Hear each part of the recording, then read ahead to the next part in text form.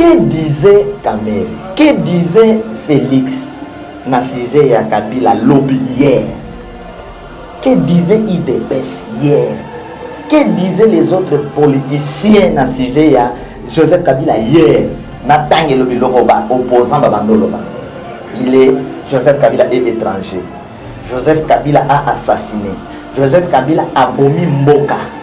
Maintenant, Moutou a bomi mboka. Olo Chibala Loba ke Aïba qui va voir Etienne Tshisekedi en 2011. Moutouana a commis partenaire. Nambongo Obo qualifié comme voleur. Même Mbongo a commis partenaire. Même Moutouana lobby Bobeka qui est assassin a bomi mboka. Lelo a commis partenaire. Autant que vous travaillez comme partenaire. A bomi mboka ou pas.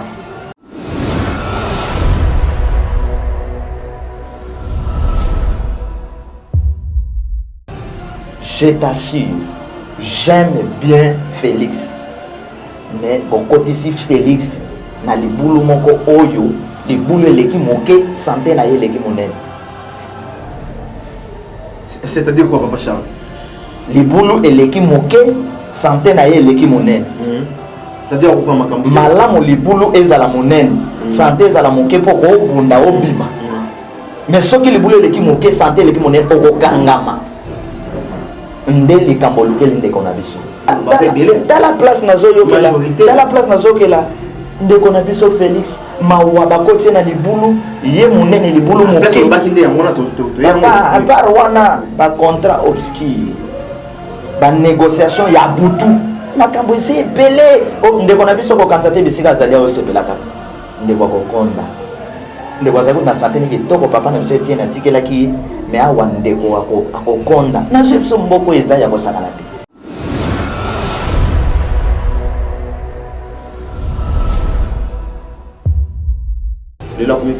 Joseph Kabila se protège lui-même. Bango va protéger.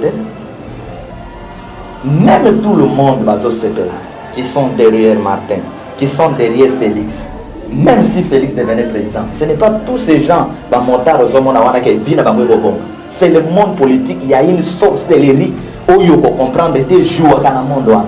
Au moment où il ne se retrouve plus, il commence à regretter. Ben Balobani, Nandimi Biloko Bandimakate, en 2006.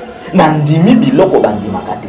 C'est pourquoi de ce côté, Etienne Tshisekedi a d'abord baffi Mielero, mais Etienne était très prudent de ses côtés. Azwa ma proposition de devenir, mais il disait non. Au moment Ndeko, tout ça la politique, il y a Boania, il y a Mayele.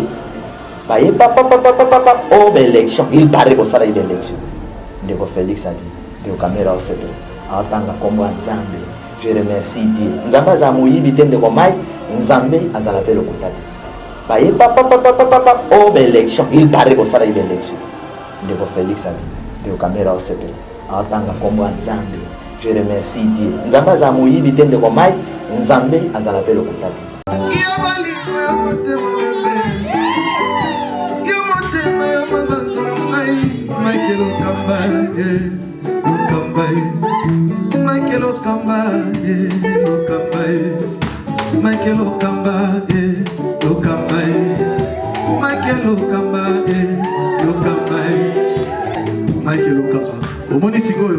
L'artiste, c'est l'improvisation. Na honoré na émission na yo. Africa Elengi TV, votre chaîne, l'incontournable, la star des chaînes.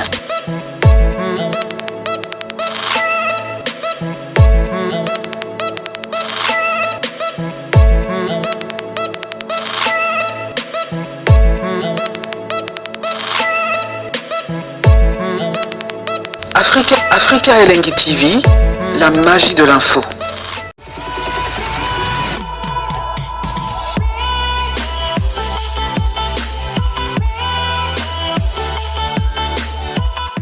Alzad Group, votre partenaire sûr pour visiter Dubaï. Alzad Group, très fort. Pour vos besoins d'investissement immobilier avec des profits très attractifs en matière d'immobilier, en matière de location, vos conteneurs de Dubaï jusqu'à Kinshasa, Boma, Matadi, Lubumbashi, Mombasa, Dar es Salaam et partout dans le monde, contactez Alzad Group. Vos besoins d'achat sur commande, achat de toutes sortes de véhicules, vos visas touristiques dans moins de 48 heures. Pour mieux visiter Dubaï, contactez Alzad Group qui vous accueille à l'aéroport de Dubaï aussi bien. Alors veuillez nous contacter sur Dubaï Business Bay, juste en face de Burj Khalifa, au numéro ci-dessous. Actualité politique, tout d'autres. Voilà, aujourd'hui, comme d'hab, nous aurons comme ça à recevoir notre invité sur ce plateau de l'Africa Elengi TV, où comme on a eu tout le temps, un peu partout, à la personne de Papa Charles Lou, où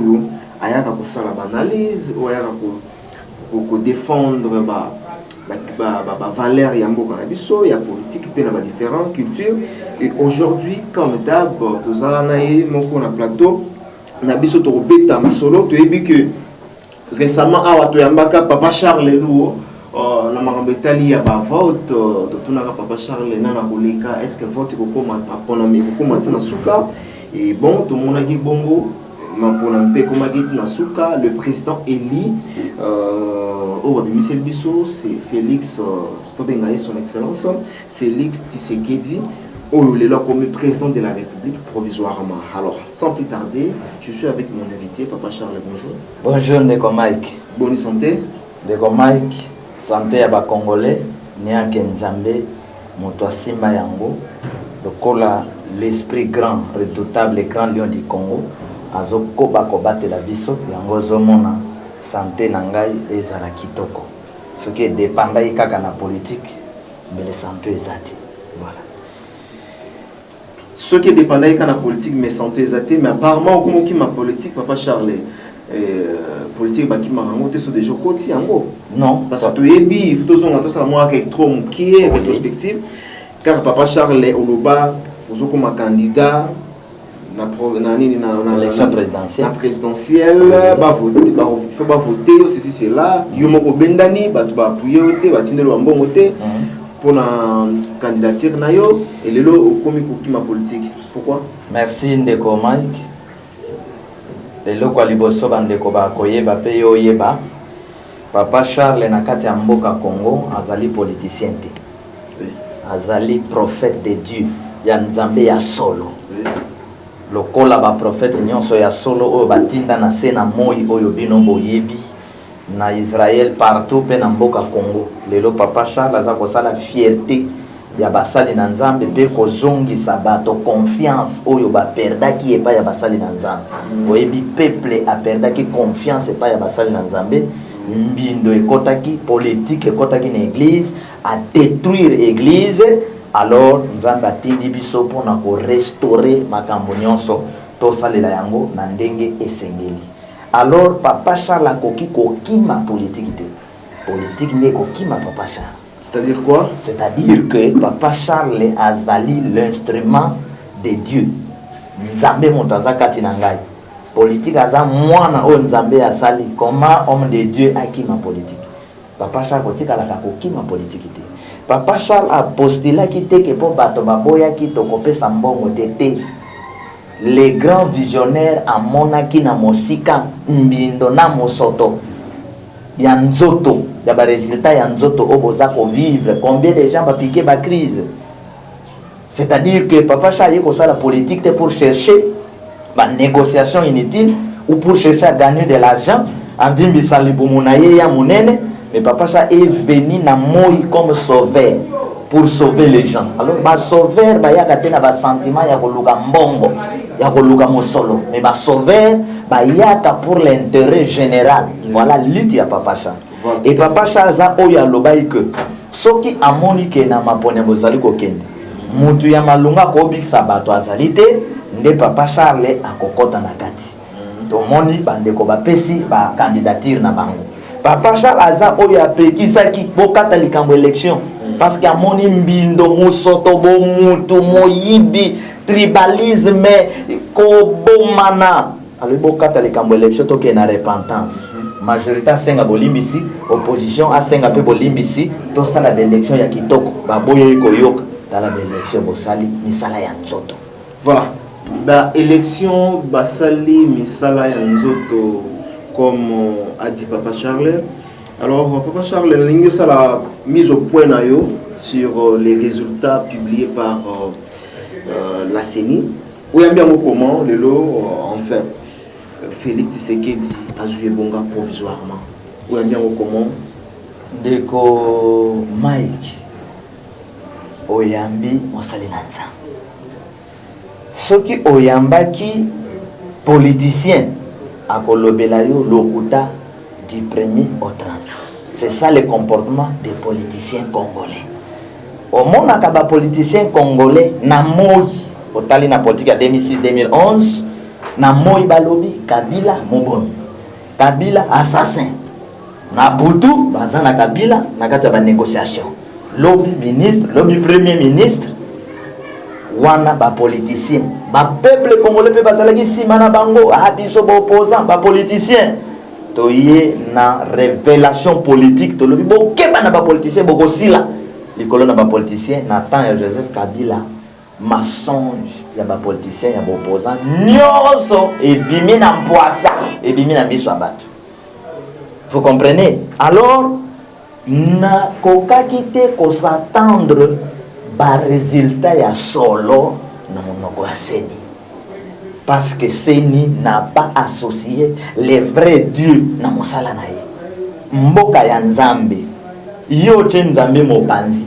Ozotanga ka kombo na ye. Est-ce que kosala misala ya Nzambe na kati ya CENI? Non. Ndeko na lobaki yango avant na lobaki boye. Ke na makambo CENI azali kosala le 23 CENI azokosa biso élection kozala te. Bon mon report a reporté. Oui. Tant batuninga mituna et après le 23 d'abord na lobi le 23 na mbula pe ko beta mbula betaki na lobi après le 23 na yedi saki ba confrère no ba journaliste ke na sokoli na nga maboko bokozwa misala ya nzoto muto yo akolonga ba kolongisa yete muto akolonga ba kolongisa yete. On peut dire aujourd'hui que Papa Charles a contesté les résultats au CENI a publié en faveur de Félix Tshisekedi. Deko Mike. Je sais que na Congo mutu na mutu azana parti na ye na ndeko na ye nekolo na ye na tribu na ye wana to tikeli comportement ba politicien. Mais Papa Charles c'est un serviteur de Dieu, c'est-à-dire na kolinga Félix Fayulu Chadar comme des candidats, mais la vérité na monoko prophète et kozangete tolingi bosolo wana. Vous comprenez? C'est-à-dire que ce qui boke l'élection, ndenge bokendaki, toyoki. D'abord, oyebi qu'avant ba bimisa ba résultat, 18 ans. Oyebi que tamba reporta ki le jour de l'élection comme il est 30. Na kati wana ba yako bimisani, oh bato ngambo wana kuna bazana virus ba ko voter te. Bato beni ba ko voter te. Mais comment botika iba battre campagne?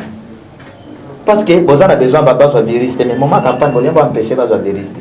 Virus, c'est le moment il y a l'élection. Report, on a 4 ans pour faire ça, on va voter. Et comme il va proclamer 18 ans, report. Or, report, on a 4 ans pour nommer. Va publier élection, il y a nomenclature. Voilà. Va publier élection, il y a nomenclature. Tout le monde qui fait il y a nommé. Nazo comment? Na ba député. Na ba député nationaux provinciaux ba nommé bango. Ah bon? Nazo kende de konanga. Wana Papa Charles, l'homme qui voit même bisika bino bo monati. Biso ba auto kota ka tina kati ya semi. Spirituellement to tala yo nanga o sala to mo. Tina kati ya semi. Ba nommé na sanction au peuple congolais a sans pouvoir en place na ba pasi bango ba moni na ba faux opposant au ba chanja ki ngambo na koluka mbongo koma bato na ba kobima na miracle ni na magie ni ndeko mai ndengo zata bato na la mer mais de la mer mais na koka ne yote. Bon ngala astro sing na ngai mais non impossible. Vous comprenez? Pour na nini passer l'équipe. C'est pourquoi na lobai ke na mboka o bato bazana chance de gagner des élections à opposant au peuple ba comprendre bangote. Alors, Seni a nommé liste na Yazaraki Nango. Bandiko nommé, bandiko nommé, bandiko nommé. Ndeko Mike. Ce qui est l'élection, Babimi si fait le président, Félix. Oui. Babimi Chadar a suite. Dans la mission na yo, nan de quoi Chadar, moto Chadar. Na yebsa ki yeke, Chadar a gagné l'élection. Chadar a suite. De ce côté, tant que Chadar a suite, et ça va calculer ya butu. Et ça dit pouvoir yo bangonde bazana manduki. Il faut pas calculer les canabutu, il faut pas réunir ça les manabutu. Il y a biso moto a suite. Opposant mi balewan. Tout que n'enga moni, basali choix ya Félix. Na tango oyo boke d'élection. Peuple a l'obité, c'est le peuple. Moutanji l'élection koleka. Les ali Fayulu, c'est le peuple. Nazo sili sande konanga. C'est le peuple. Oui. C'est le CEO. Landangai. C'est le CEO. Landangai. Nazo ken. Oui. Fayulu avant de présenter ba résultat nae. Oui. Ake kotika mona cour constitutionnelle. Oui. C'est ni alinga salani. Alors bilo kola Fayulu a contesté. Totanga yango na maboko. Ezalaka bongo. La vérité des îles yoka yango wan. Totangi yango na maboko papa ya solo azana raison, to azana raison de. Oyoki le wan esalem. Esalemité. C'est-à-dire que na mboka Congo, na ba pays d'Afrique, pouvoir où ils allaient en place, alingaka atikala na pouvoir, azala tango nyonso. Balobe pété que ceux qui mutu mususu aye ko remplacer pouvoir en place, il faut akanga bato na bazaba précédent qui a boma bango non, wana ngape na ondimate. Mais nous voulons que mutu oyo peuple ya poni na élection organisée, mutu wana nde a mérité. Et mutu wana ko mérité, ndeko nanga soki mutu a mérité loko. Net joueur abeta kana 10, boboyi ko tchai po azo mérité na ko beta. Entraîneur ondimi corruption. Ok, quand tu as joué ya ndeko na yo akosa lelo côté wana eza bilembo ona kotalisa bino que réellement soki oyo ba publier eza vérité et kozala 5 ans ya kitoko ya sécurité ya mapa ya victoire. Mais soki ezali vol et tricherie to côté les sous na 5 ans il y a calvaire. Je ne pense pas que 5 ans est aussi là. Papa Charles Lelaire ozoloba peuple ponaki Martin Fayulu. N'habitez parallélisme ni ça la peuple parce que Félix c'est que l'air va publier qui va résultat mais surtout monaki na minuit population bimaki bato ba sepelaki voire même na limité on a des scandale ou les cadres. Là on va peuple ponaki Martin Fayulu. On ça la allusion à nini quel peuple oyo ozolongola ya Félix c'est que de Martin Fayulu. Tout cas de comment na lobby te ke peuple baki wana peuple te na monoko na ngai na lobby te ke peuple ya poni Martin Fayulu tanto zoso na voie ya démocratie nzela bino boponi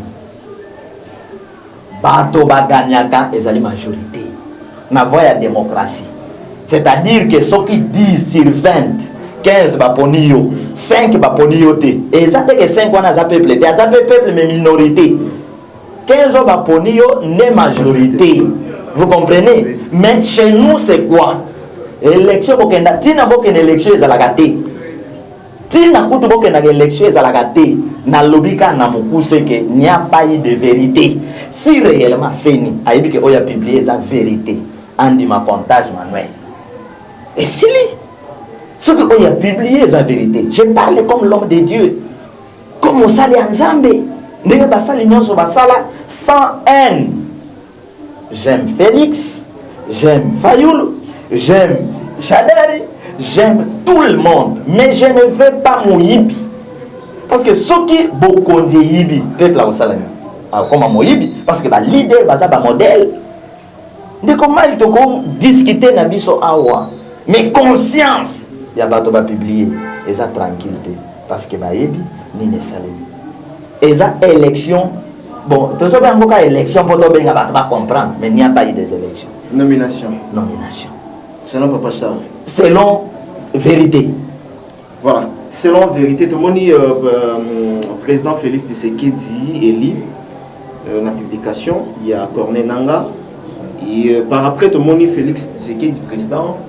A remixé président sortant. Nayoki Abenga qui est partenaire. Oui, Abiaza partenaire, il y a comme sur le message.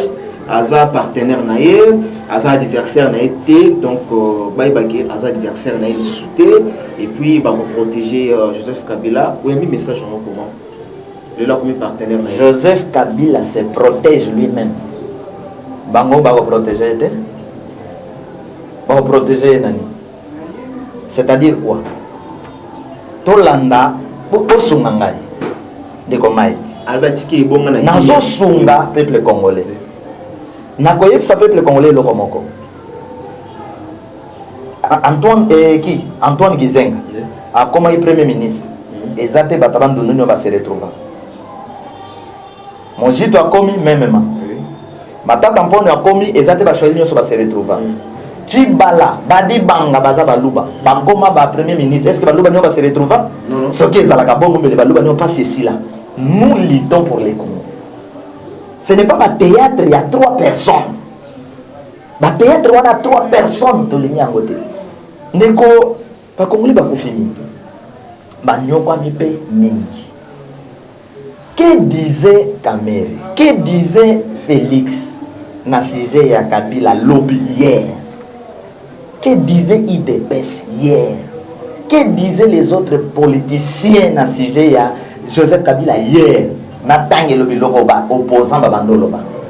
Il est Joseph Kabila est étranger. Joseph Kabila a assassiné. Joseph Kabila a bomi Mboka. Maintenant Mouto a bomi Mboka. Olo Chibala loba ike Aïba qui va voir Etienne Tshisekedi en 2011. Moutouana a commis partenaire. Nambongo obo qualifié qui est comme voleur. Même Mbongo a commis partenaire. Même Moutouana lobby bobenga qui est assassin a bomi Mboka. Lelo a commis partenaire. Autant que vous travaillez comme partenaire, je t'assure, j'aime bien Félix. Mais beaucoup ici, Félix, na li boulou moko oyo, li boulou leki moke, santé na ye leki monen. C'est-à-dire quoi, Papa Charles? Li boulou leki moke, santé na ye leki monen. C'est-à-dire quoi, Makambu? Malamu li boulou ezala monen, santé ezala moke poko bunda obima. Mais ce qui les boulot les qui moquent santé les qui monnaient au kangama ndeli kamboluke linde konabiso eza esengo comme mokonzi mais les conditions notre frère andimia comme mokonzi eza prison. Je parle comme serviteur de Dieu.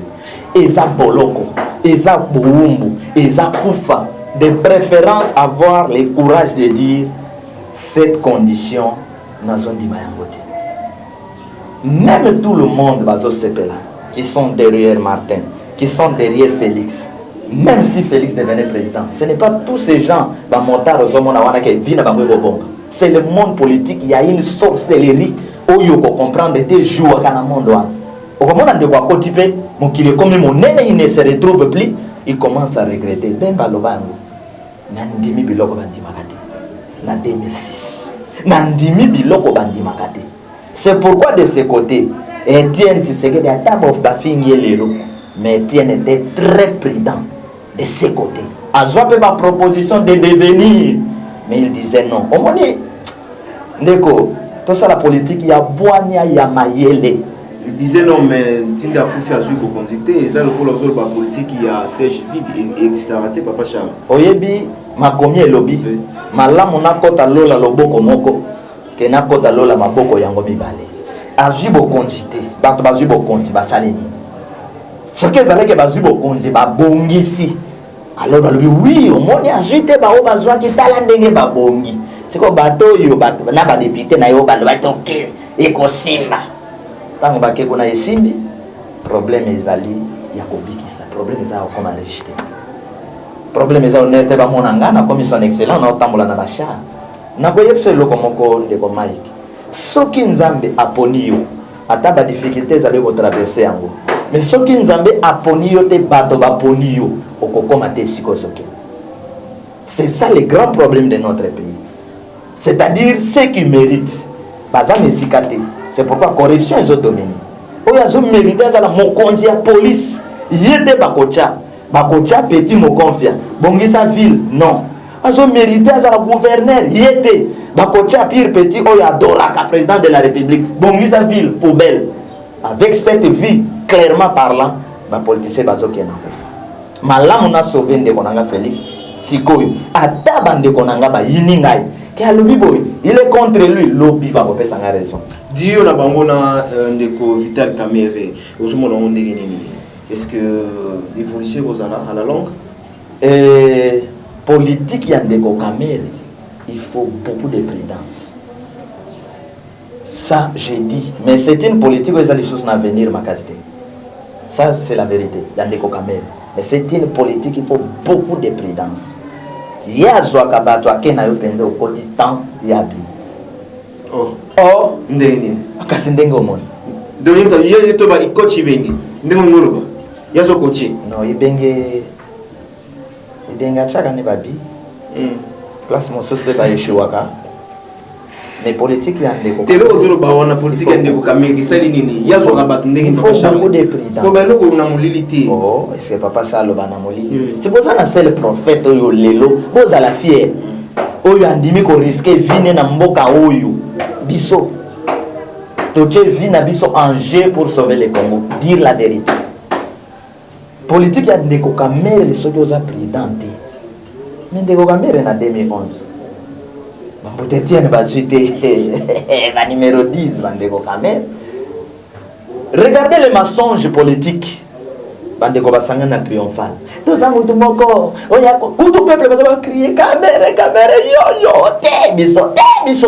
Comme Genève, bam! Va se retrouver à Nairobi. Ma solo à Nairobi, tu ne le voyais pas. Oh, élection. Il paraît que ça a une élection. Ndeko Félix Abi, Ndeko Kamerhe au CPL. Aotanga kombo Nzambe. Je remercie Dieu. Nzambe za moyibi tende ko mai, Nzambe azala pe lokutate. Biloko mibale na biso. Nzambe za moyibi te, Nzambe za pe lokutate. Voilà. Kombo na yepe batanga ngo pamba pamba. Et le bébé. Merci bandeko nyoso to bozolanda biso na bokebi nyoso oyo toyambi papa Charles donc azopesa point de vue na ye donc il est libre ya loba ou akoyi koloba ba point de vue yanga na Nzambe ya ko citoyen d'abord yanga na Nzambe yayo na Nzambe. Voilà. Merci beaucoup na ndeko na biso na biso na Suisse wana Yolande Malula on te salue Kotozali et pourquoi pas dans les véritables codes Yamboka il s'appelle Willy Moucheni sans oublier dans Londres ok rapidement Tomoni Gauthier mascotte légionnaire des banques. Papa Charles, Tomoni 5 et contester aussi les résultats au banque bazanango ils correspondent à où il y a signé à publier ou un bien message voilà comment non ba kende apparemment ba 5 de ni kuchambutu mbutu signé ningi toujours kopelisa moto na mambetali ya politique est-ce que 5 ils ont habilité vraiment il y a koloba keno ba résultat où nanga publier et ça correspond à où il y a banque oui. Oui, comment? Parce que c'est 5 ans qui observateur. Il y a des gens fondés. Ndeko Mike. Omoni Mboka. Mboka autant babengi Mboka. République. En Afrique, biso to monaka République ezaya président de la République.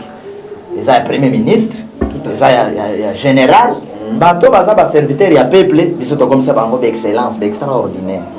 Mais na ba Mboka qui se respecte quel que soit qui trompe na yo qui Obama na yo au cause alors les kawa peuple américain batalio les qui yo côté pas côté yo sombi et pas sombi mais chez nous ba généraux ba comme extraordinaire c'est-à-dire que les Kambamboka même si c'est ni tala ndenge seni atambo si élection on dirait il est armé c'est la reporter mon la publication na date nini na kopesa date te wana yo nani Kipoma ngoya nini? Osala ngona nani? Vous comprenez? Yo ba poni yo ba tu place wana te ezana ba bazala ngoy ngolo bazala malma lazala. So yo bima pomba na mikolo na yo bana omona bango, on dirait ba mo bango mona peuple. C'est qu'on nanga wana penda so ba jouer comme président de la République mais bolila lisu Joseph Kabila. Po bilo obando sala bino no ayena ndako na kangi o porta ndako binya kei. Bino na kati. Personne n'a de public. Donc, comment ça, biloko ndenge balingi? C'est pourquoi il n'y a pas de vérité dans biloko bango ba publier. Ce qui penda ba appliquer ba force. Donc il ne peut compter manuellement. Comptage manuel. Président Moussousa Kobima, pas député, pas Kobima, il y a solo. Avant tout, il y a un député, on a il y a 5 ans, à ça a raison. 5 ans, à ça a raison. C'est-à-dire 5 ans, à ça a raison. 5 ans, à ça le colayo. Na yepso elo komoko. 5 ans, wana, lisanga ya bevek wana. Si bisika mingi basali l'élection za ba catholique. On ne peut pas exclure. Na ko pasteur moi ba yo chole. Un pasteur, ça ne respecte pas pasteur. Ça n'a respect. Donc ceux qui moi parti pris na yo Jésus, n'a yo pas pasteur au bosani bisike belé basali l'élection, c'est ça bisika ya catholique. C'est-à-dire quand même yo ça n'a raison. Ceux qui pensent dans la vérité ya koloba été siko simba été. Mais tout citoyen ya mboka Seigneur Zanzamé na bisoté, yeto pona yeka publier, ma publier na ba trouble na ba désordre. Alors ton pas me l'a été ponani. Voilà, c'est-à-dire que au monde de Mike dans le Bible, parole na ngai. Nzambe likolo azomona Kongo mboka ya Nzambe. Soki ba politicien ba bakela mboka o na seni balonga. Soki ya solo, je parle comme prophète. Soki ya solo ba résultat oyo seni a publié.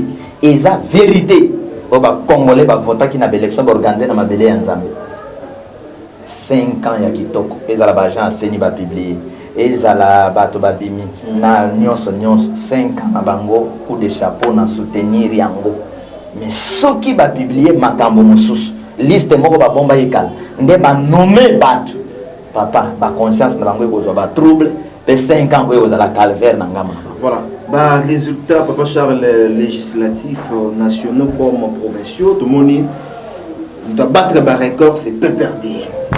Nomenclature. Peu perdu. Et va nommer. Donc, il y a un peu de nomination. Non, va nommer. N'est pas vu là vraiment gouverner Rosoa. Va nommer. Rosoa de mais les gens demandent que Félix Tshisekedi a ça la nini na kati ya mboka parce qu'il n'a parlement yo sala karabangoni basaye na militaire basaye belé dans la place nazoyo kela dans la place nazoyo kela ndeko na biso Félix mawa bakoti na libulu ye munene libulu moke parce que bakinde ya mona to ya à part wana ba contrat obscur ba négociation ya butu makambo ese belé ndeko na biso ko kanzate bisika zali o sepela kaka ndeko ko konda ndeko za kuna santé ni kitoko papa na biso tiena tikela ki mais awa ndeko akokonda na jepso mboko eza ya kosakana te kiti wana eza ya kosakana te il faut beaucoup de prières mais ma prière ngo kokota ndenge nini parce que nzamba za nzambe ya vérité iyo siko boko sala ndene ozaka ba haute faire tomber donc ndeko ke wana majorité za na calcul na bango bazongisa mokonzi na bango. Parce que la majorité a voté par loi. Il y a une minorité. Ils ont voté papa. Le président Kogito papa. Ce qui a empêché, il faut la remplacer. Ok, boli kamangan. Bazongel place. Donc place baké ko tchande qu'on a vu so nazolé la pour tout le monde. Mais to ça la dernière c'est touche. Nazep sa vérité. Donc bandeko ba sambela pona ndeko Félix, ba tchaï na ba prière. Ce qui ngaye na luika occasion moko ya voyage moko ya Europe nakeka kuna lobi te botika na bokoni na bino na uya nangati soki ngai tam sope so la ninga bosalamu.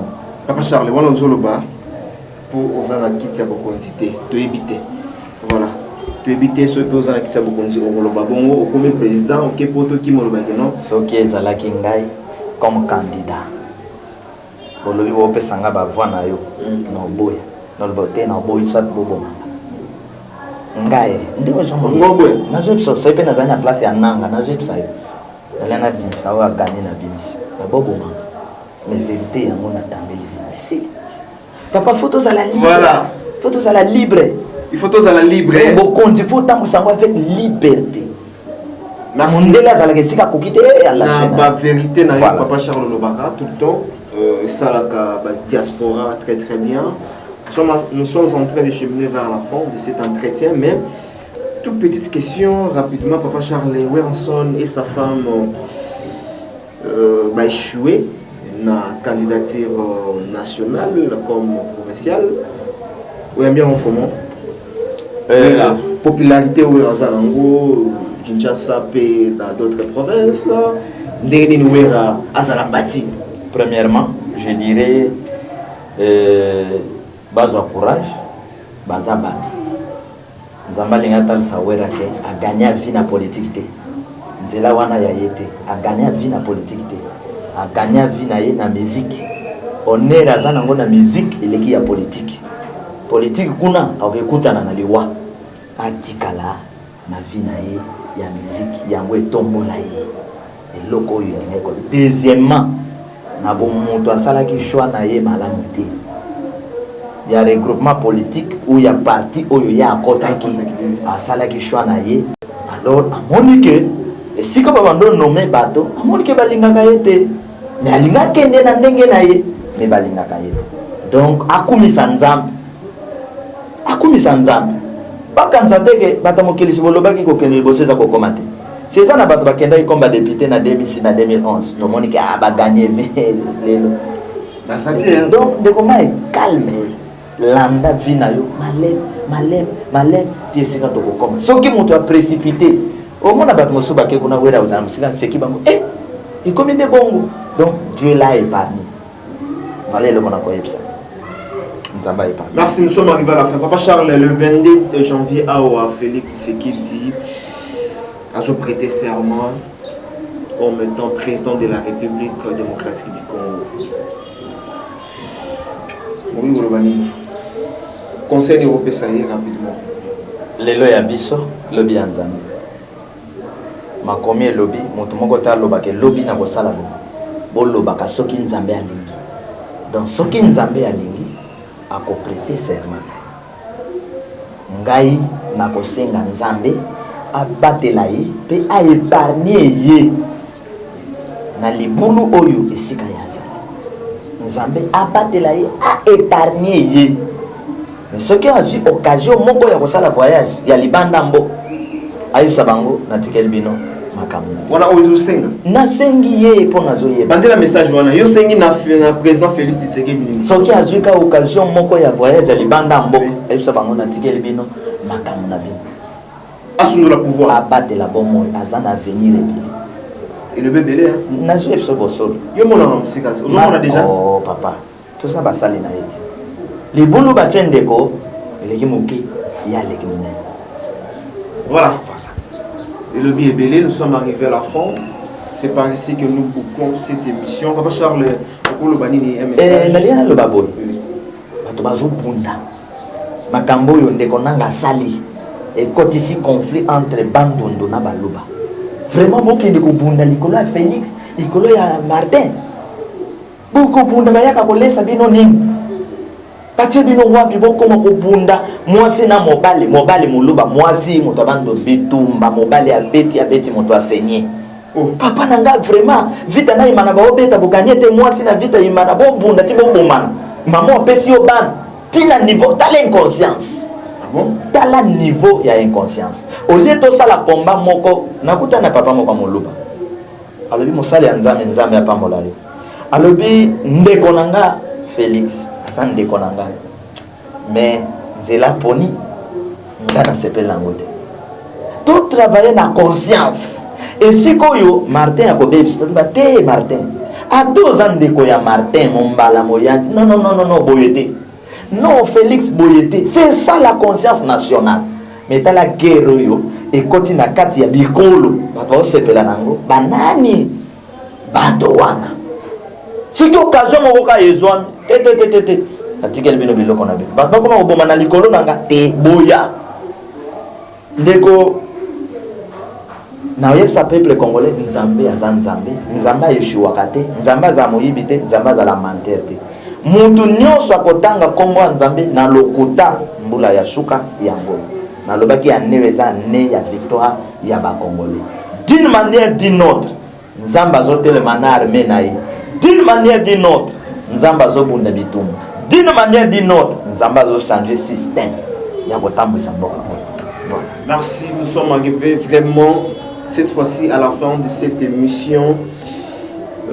Papa Charles, vous avez développé votre talayo. Kimia, ça va m'énerver. Kimia, na mitema ya peuple congolais. Papa Charles aza prophète ya ba congolais nyonso nazo so sembla ba congolais bazolela ba souffrir Nzambe apesa bango kimia 2019 eza meilleure année ya ba Congolais bango tout na bombi bango na grand esprit arbre de vie Nzambe na bomo ya mboka na biso soki okobenga na bondela pona yo benga na 00243 89 83 77 536